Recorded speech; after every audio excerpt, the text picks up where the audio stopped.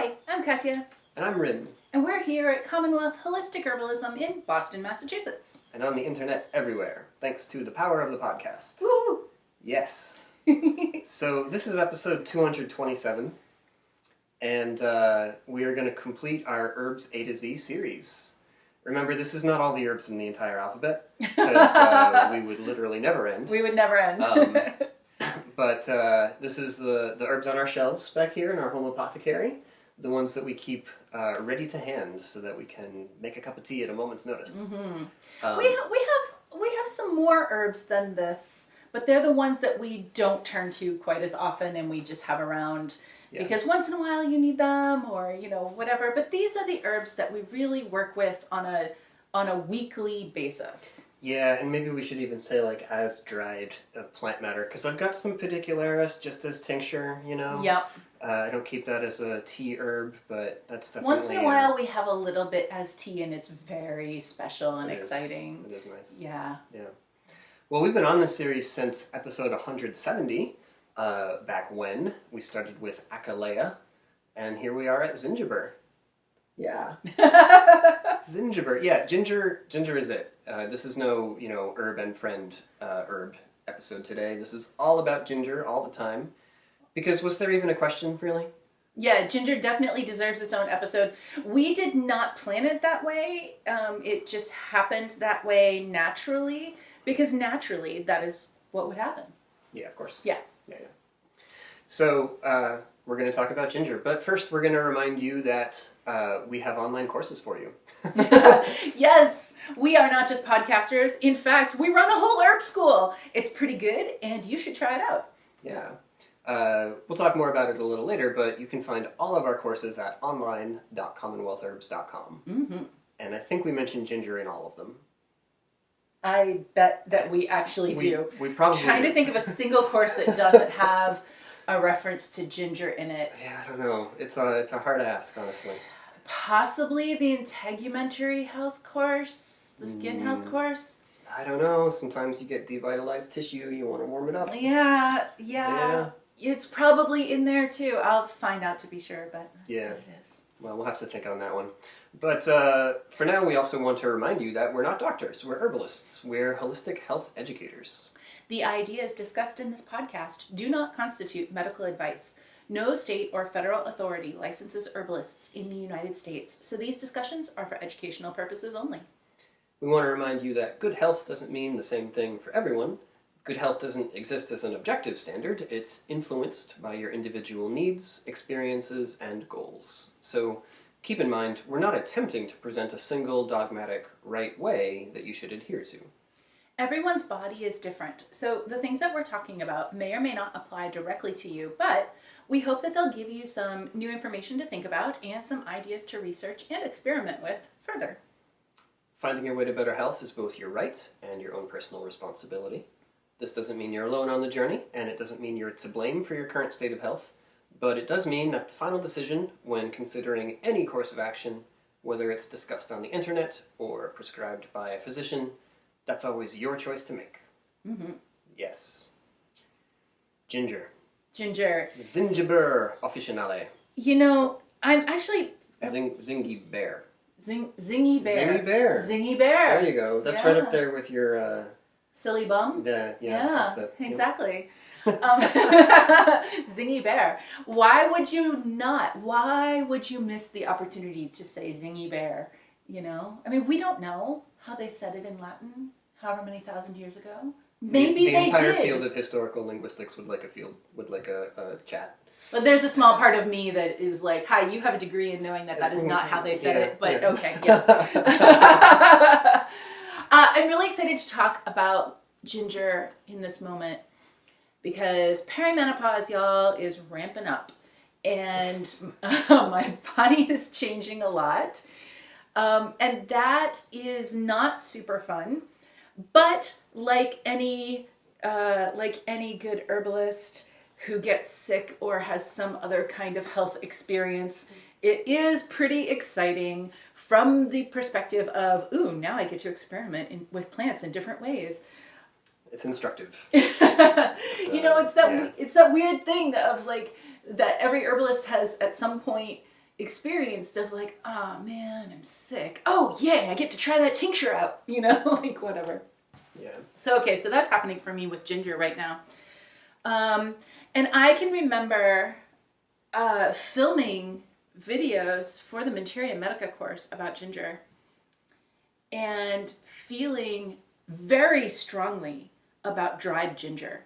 And that dried ginger was the only thing worth making tea out of, and was the only thing that felt good in my body. And I mean, it feels different for all people, and obviously I acknowledged that back then, but I felt very strongly about what felt good in my body at that time. And at this time, I have made a 180-degree change from all of that. And now I feel very strongly that fresh ginger is the only true ginger for me. Yeah, you did. You changed your tune a bit on that one. Yeah, I really have. Yeah. Well, we noticed at first when you were like, I think that ginger's giving me some heartburn or something. That's never happened before. What's going on here? Yeah. And then you just kind of backed off on, because we would, make chamomile and ginger tea, for instance. With a lot of ginger. Most nights, and they might be, not exactly equal parts, because chamomile is so fluffy. But maybe like a hand scoop of ginger and a couple of hand scoops of chamomile flowers. Mm-hmm. And then you were like, no, you gotta dial it back. No, dial it back a little further, actually. I'm getting too hot inside here. And then it was a while later that you came back and were like, well, fresh ginger. That feels different. Yeah. And I mean, like, to be fair to my esophagus, it's not like real heartburn exactly. It's like baby heartburn. It's like just this super awareness of like, that is too hot. And also that, like, I mean, the too hotness has changed a lot in my body. I've gone from a person who always wore 2 sweaters to like, hey babe, can we open the window? And he looks at me like, you want to what? That's just very surprising. This has never happened before. How will we accomplish this? Yeah. And so it is, there's a lot going on in my body, and coming to that realization that like, holy cow, ginger is just way too hot for me. It is just putting my whole system into overdrive, when it used to be that I needed ginger just to get me going at all, Mm-hmm. And part of that was why I felt so strongly about dry ginger for my body, because the dried ginger is much more intense. And yeah, there's a bit of phytochemical transformation that occurs as the ginger dries. Mm-hmm. One way to talk about it is that in the fresh ginger, there's these constituents called gingerols, and then as they dry, they convert into shogaols. It's a hard word to say, shogaols. Right? And it's like it sort of gets a little condensed, and it acts a little more intensively at that stage. So it's often been observed that the fresh ginger, it gets the blood moving and it can disperse the blood out to your fingertips and all of that, and that's great, but it's not as centrally heating as the dried ginger is. Dried ginger is like, we go to the furnace, we shovel in the fuel, we stoke it up, right? Mm-hmm. We get a good hot fire going, and that will ultimately like spread out from there and come up to your skin and give you the stimulant diaphoretic effect and the circulatory stimulant effect out to your periphery and everything. But there's more heat in the middle of you with the dried ginger than the fresh. I also can remember this discussion years ago, and like hearing you theoretically when you say stuff like that, and talk when other people say like, I find ginger more dispersive and whatever, but in my body that was not true. In my body, fresh ginger was not hot enough to disperse anything. Right. Fresh ginger came in and everybody was like, yeah, no, we're still stuck in the mud. We're not going anywhere. You are not motivating enough. And I really needed the shovels of dry ginger to get the fire going warm enough that anything was available to disperse.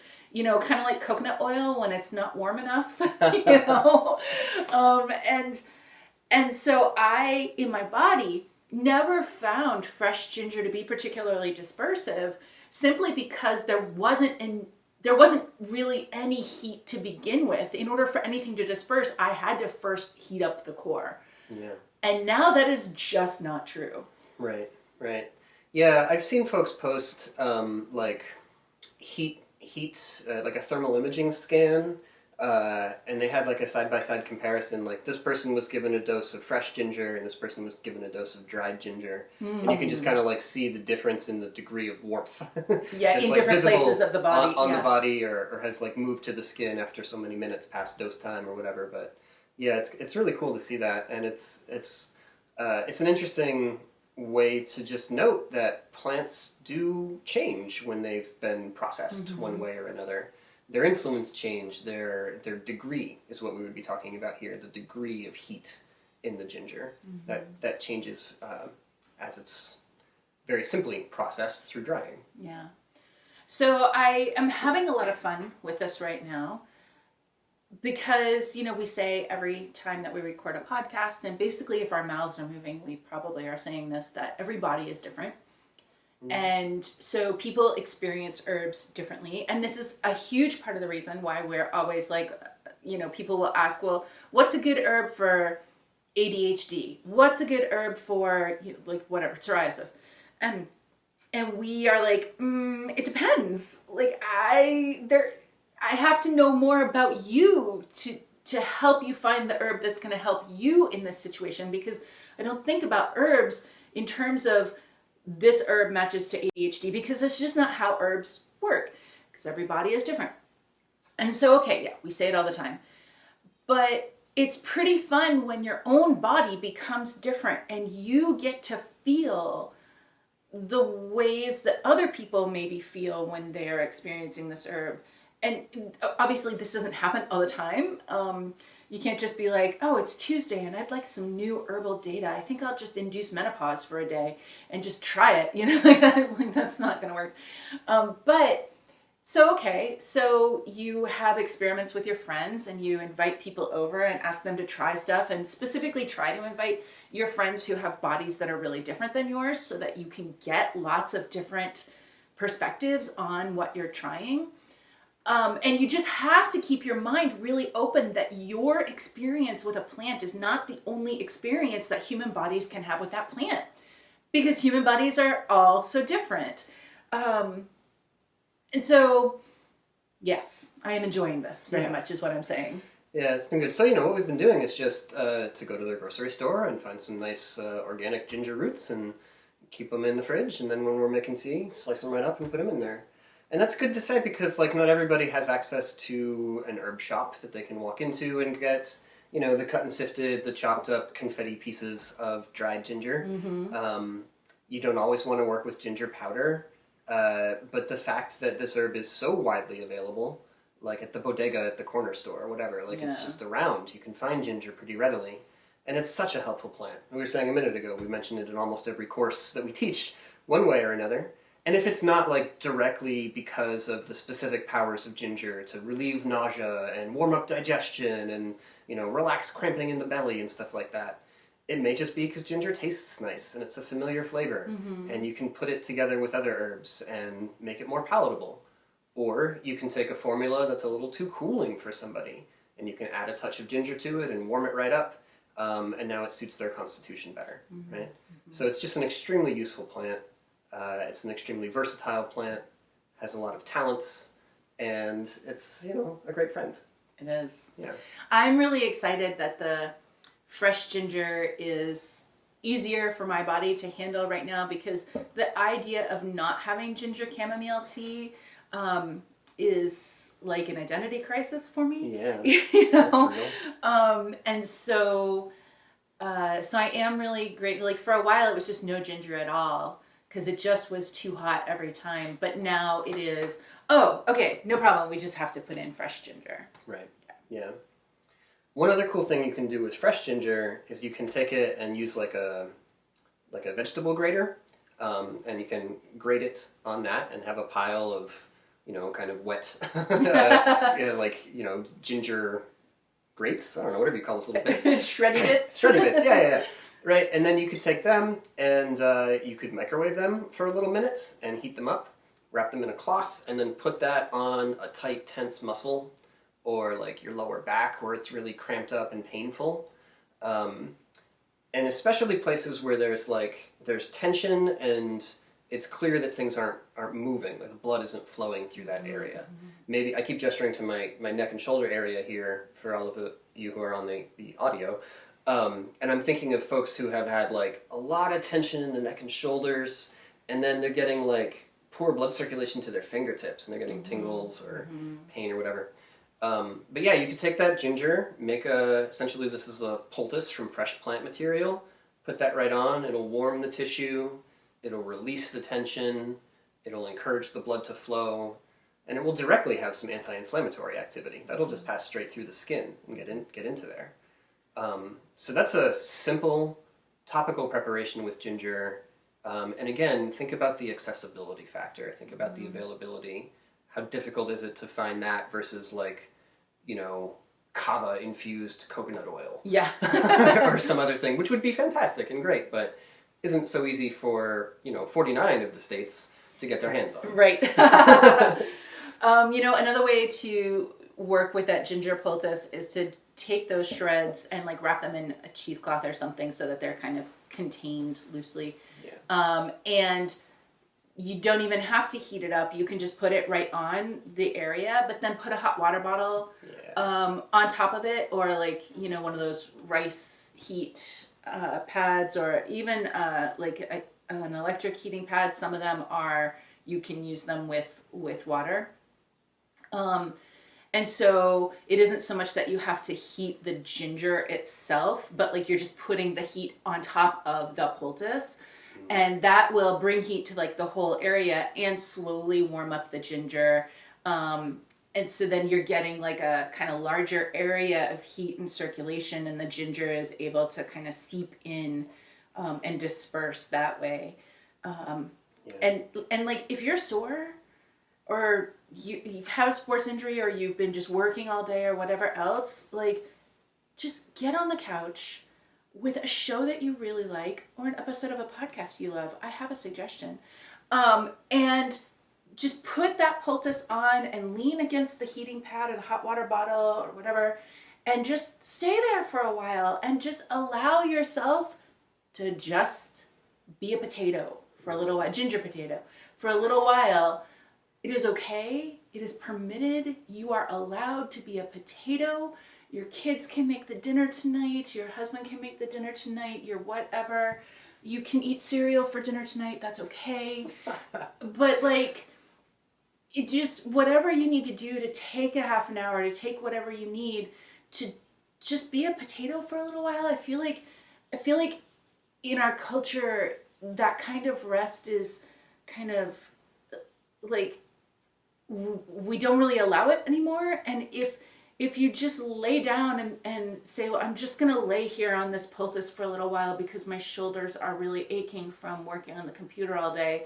It's like, well, that's not a very justifiable thing to do. I shouldn't be doing this. I should be doing some other thing.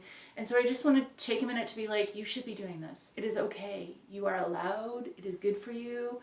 And it will help. And if there's something else that needs to be done at that same time, maybe somebody else in your household could do it, or maybe you could just do it tomorrow. Yeah. Right. Yeah. So don't neglect your topicals. That's sort of a running theme for us. We try to bring that up whenever we can, talking about turmeric, about echinacea, but let's not leave ginger out of the topical party. Yeah. Yeah. I also today wanted to make a little time for an ode to candied ginger. Because, okay, yes, it has sugar. Yes, we're all holistic here. We're all trying to reduce our sugar consumption. Yes, there's big problems with, insulin resistance and prediabetes and all of that. And I don't want to ignore any of that. But if you want something sweet, you can do a lot worse than candied ginger, right? And, there's different kinds you can get. There's the kind that's like covered in the big sugar crystals.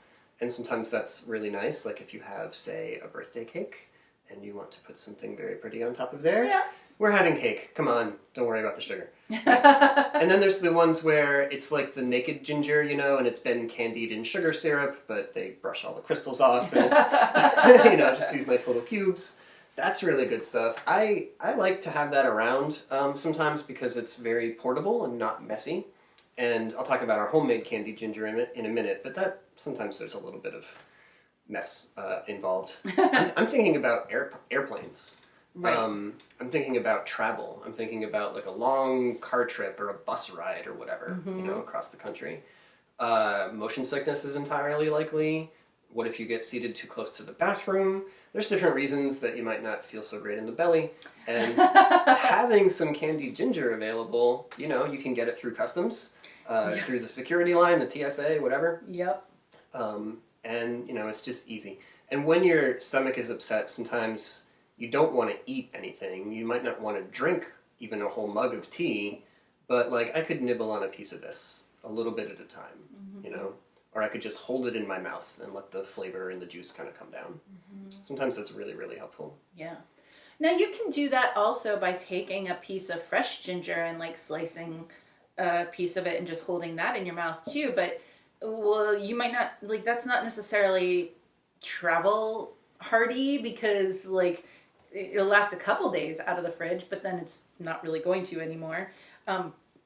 Whereas candied ginger is like it is totally preserved. You can take it anywhere. It doesn't need any preparation, and it's really helpful. It comes in fairly large chunks. I find them to be too large for me. So, if that is the case, it is okay to buy some, chop them all up smaller, and put them back in the container, and that way when you need one, you have a smaller piece. Yeah. Or you can chop them all up small, and then you can cook them into your cookies that include chamomile powder. And you can have ginger chamomile cookies. And they're really good. They are really good. You don't even need to put like sugar in the cookies really because the sugar and the ginger takes care of it. Or you can put like just a tiny bit of sugar in the cookie. But those are really good. Yeah. We have a recipe for those and we'll put them into the show notes. Yes. Yeah. You can make your own candied ginger. You can take a ginger root. You can just have any old ginger root from the store. You can chop it up into some cubes or whatever shape you like, and put it in a jar. Cover it with honey. Let it macerate in there for, what we often end up doing is like a couple days on the counter, and then move it to the fridge. Yeah. We leave it on the counter until it gets pretty syrupy, like it thins out quite a bit. And if the ginger is pretty fresh, that happens faster. And if the ginger is like older and pretty dry, that happens more slowly. So there's not like a specific number of days that is like the standardized number. You just have to kind of watch for it to turn syrupy. Yeah. And then put it in the fridge. And the reason is because it can ferment if you leave it on the counter, which is not the end of the world, but is also maybe not what you're going for. So yeah, right. It's a little nicer when you prepare this with fresh young ginger roots. Yeah, if you can get them. They are the ginger roots that are still like yellow with red tips, as opposed to like having the brown papery skin. Right. And usually you can only get that if there are farms around you who are growing it. And believe it or not, here in Massachusetts, lots of farms grow ginger, and then you get that fresh young ginger. And it's just not as fibery, and it's a lot juicier.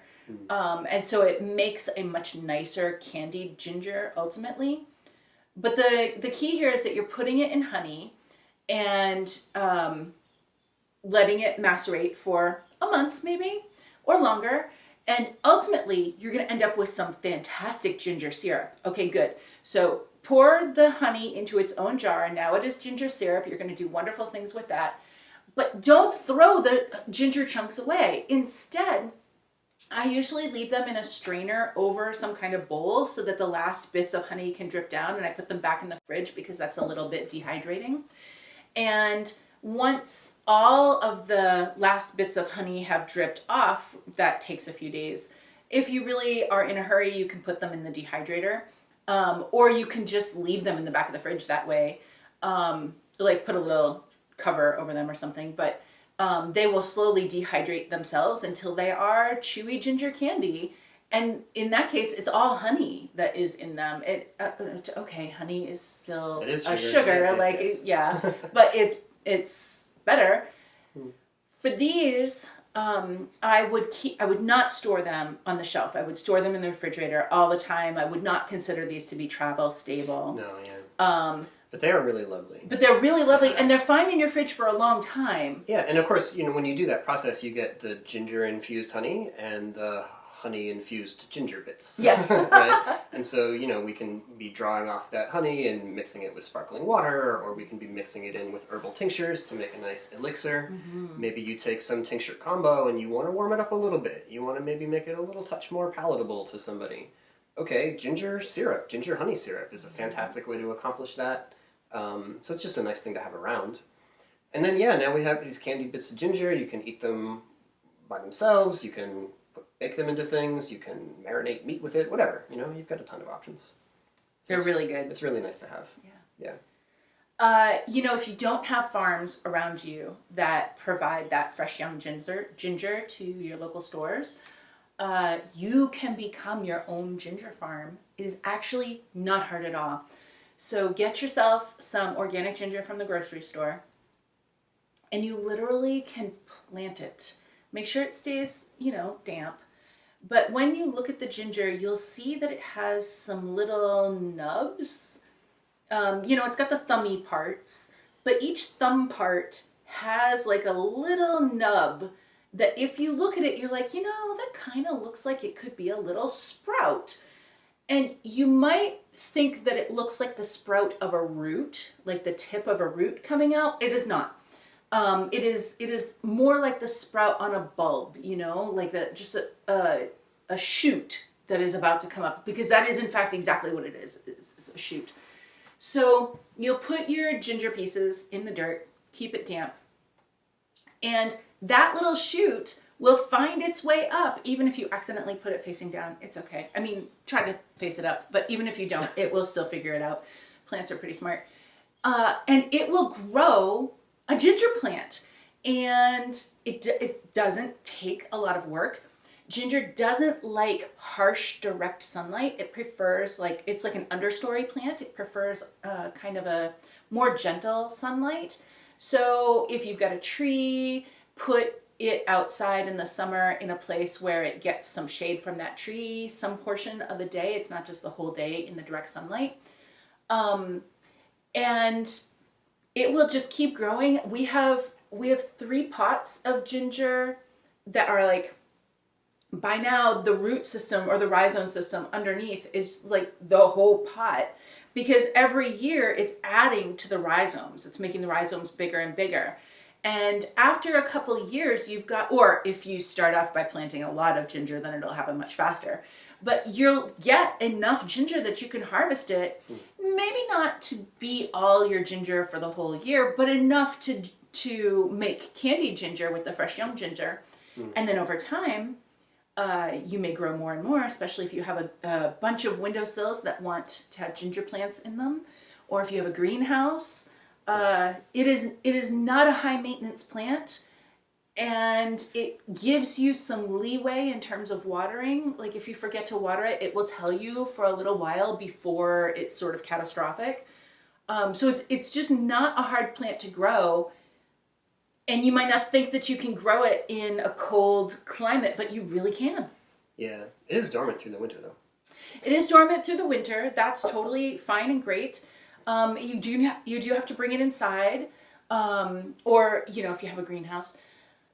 But it'll flower even, and the flowers are fascinating. They kind of remind me of orchid kinds of flowers. They're very pretty. Yeah, layered. Yeah.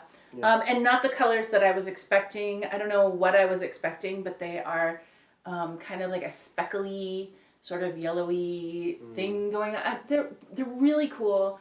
And anyway, this is not an intimidating plant. You might think that initially, but it's really worth growing your own because the ginger that you get from it is tender and delicious. And yes. Yeah, pretty cool. Pretty nice to be able to do that. Well, I wanted to talk about a couple of relatives of ginger, just for comparison and for connection. So it's got a whole family, right? The Zingiberaceae, the ginger family, is the group that's in. And that group includes, probably most famously at this point, turmeric. Turmeric is, would you say, the most famous relative of ginger? In terms of like the most well-known.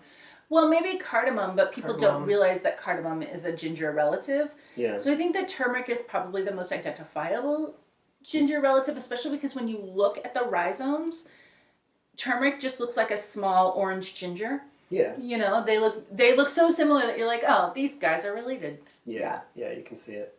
Galangal is like that as well. That's another one where what people consume is the rhizome, and basically in the same ways and most of the same dishes that you might be inclined to put a ginger or a turmeric, right? Because all of these are going to have in common the basic energetics of the ginger, right? Being warming, having a drying impact. There's some variance in terms of like how relaxant versus how kind of tonifying activity you can get. I think turmeric has some tonification to it, especially on like your gastrointestinal mucosa. A bit more there than what you get with ginger. But as far as like the muscular layers go, these are all going to get a relaxant activity going for you. You know, cardamom, like you said, another important relative. But they're, you don't think of it the same way because we get the seed pods. Right. And we take those. Right. So you don't, like, visually, you don't identify that as ginger as much. Yeah. But of course, every time you make chai and you start with ginger and cardamom, it's a little family reunion. We like to have those. Similar to cardamom is grains of paradise, because that's another one where people work with the seeds primarily. And also one called Corarima. So the two of those are they're species of Aframomum. Aframomum is their genus name there. Yeah, so those ones, I haven't actually gotten to play with Corarima, but we have ordered grains of paradise a few times, and I quite like them. They're most similar to when you take the little black seeds out of your cardamom pods, and you have those separate. The grains of paradise seeds are really similar to that, but yeah, it's a slightly different flavor. So sometimes it's fun to like set up several plants that are all really similar, or in this case, like closely related, and kind of taste them one next to the other. It's a good way if you're trying to build up your herbalist's tongue, your capacity to note small differences between things and have that gustatory attention to detail. Yes, yes. It's a fun game, right? If you get a bunch of herbalists together and you want to have some herbalist party games, one of them is, let's get a bunch of herbs that are closely related and look really similar, and you have to guess which one it is. Right. Yeah. Yeah. Yeah, you can do it with fresh herbs or with tinctures or all kinds of stuff. Just yesterday, one of my pharmacy school students was asking me about a plant called Zingiber zarumbet, which has a couple of common names. One is the shampoo ginger or the shampoo lily ginger, and another one is bitter ginger. Isn't bitter ginger calamus? Or turmeric. That's right? got a bitter element to it. Yeah. But it did make me curious about this plant, and so I dug into it just a little bit. And it does, it is true that people will take the flowering structures and do like water infusions of that and then rinse their heads with them. I think it probably produces a little bit of saponin or something like that.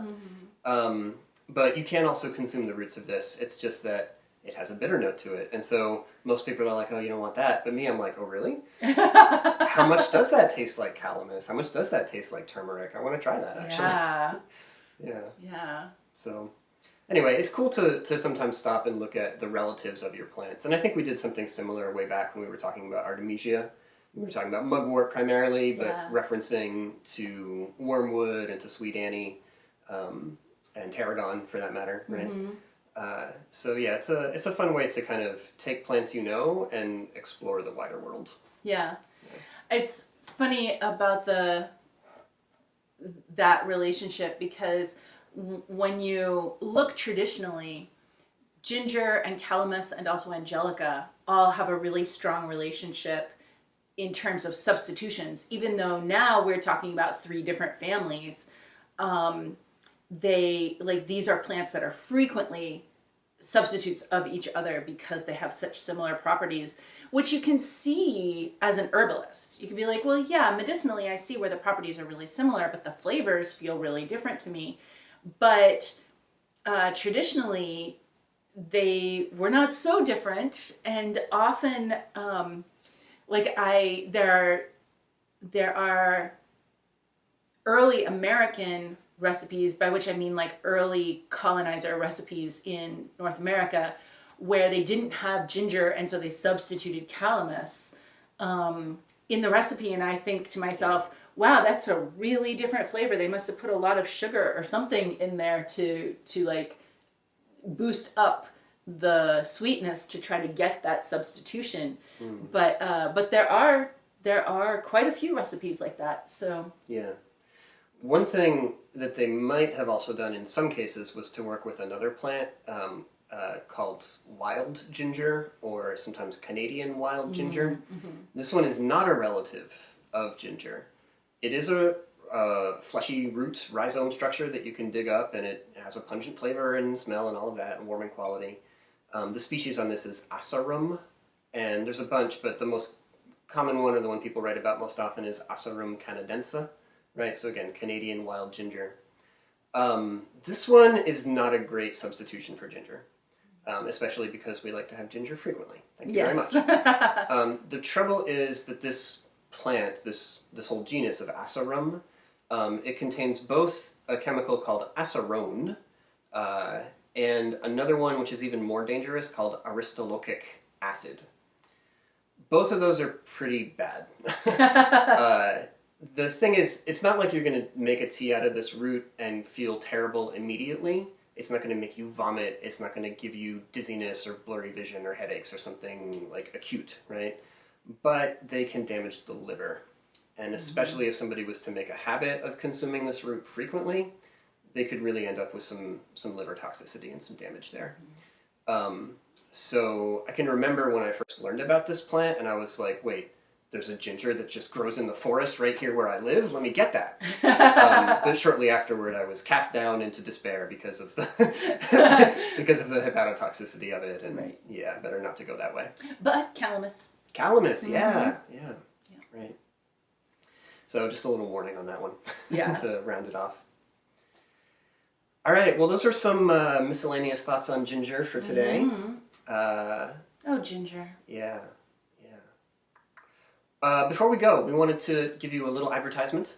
Like we said, we mention ginger in basically every course, but probably most frequently in the digestive health course. Because again, it's so helpful for the nausea, the slow digestion, the incomplete digestion, the low stomach fire, the feeling cramping, like, spasms. Yeah, and just feeling like your whole gut is heavy and slow and not moving, and the cold patterns of constipation, you know. And then again, to warm up a formula, to improve the flavor of a formula, all these reasons. So helpful. But that course is a really fantastic one if you struggle with some gut upsets, if you have some discomforts in the bathroom, you know, I'm sure you don't want to talk about it.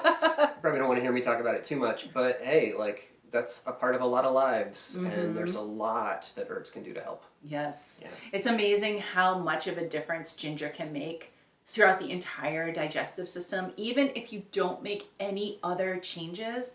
And obviously there are so many other things that if you do a little of everything, you will have even more success. But if there's like literally only one thing you can do to improve digestive health, and it was ginger, you really would make a big difference. Yeah. But you can learn all of the interventions for digestive health, everything from occasional heartburn through to Crohn's and celiac and IBS and everything in the middle in the digestive health course, which you will find at online.commonwealthherbs.com. And like all of our courses. Like all of our courses, that includes video lessons. That's the primary format for what we're giving to you. Each lesson has an associated MP3, so you can download that content and take it with you while you walk in the woods to find some Asarum canadense, see if it's out there. There's PDFs of key content and quick guides to remind you about what you're learning. Each lesson has a discussion thread attached where you can post up your questions and get a response from faculty. You get access to our community of other students and learners, so you can share what you're up to. and see what other folks are doing with their herbs and their herbalism. Mm-hmm. And there's access to twice weekly Q&A sessions with us. More than twice weekly by now. Right. Because we also have international sessions and clinical sessions, and there's so many live Q&A sessions is what we're saying. Yeah. So you are not out there learning by yourself. You can come anytime you want to be learning with the whole rest of everybody and also with us live.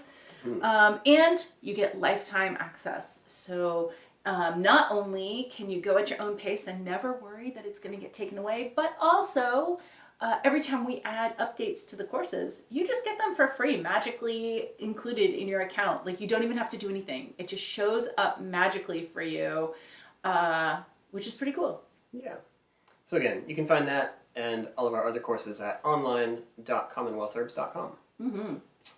Okay. Well, that's it for us. Thanks for listening. And next week, we're going to do something different. We're going to do something different. Because, it's time. Yeah, I'm pretty excited about it. Yeah. All right, well, take care of yourselves. Take care of each other.